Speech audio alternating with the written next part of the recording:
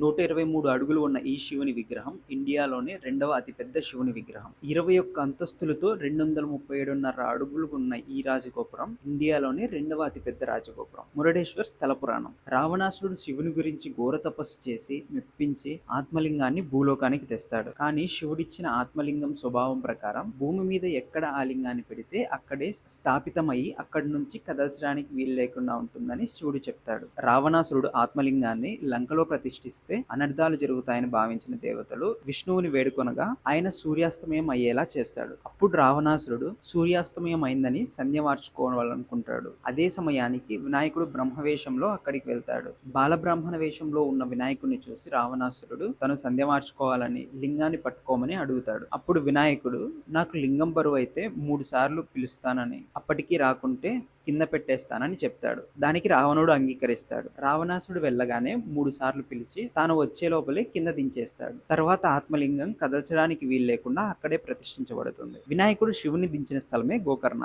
ఇదంతా మాయని తెలుసుకున్న రావణాసుడు ఆగ్రహంతో లింగాన్ని ప్రకలించి వేస్తాడు. అప్పుడు ఆ లింగం ముక్కలై పడిన స్థలమే మురుడేశ్వర్. నెక్స్ట్ మీరు ఏ టెంపుల్ గురించి స్థల పురాణం తెలుసుకోవాలనుకుంటున్నారో కామెంట్ చేయండి. నెక్స్ట్ అదే వీడియో పోస్ట్ చేస్తాను. Thank you.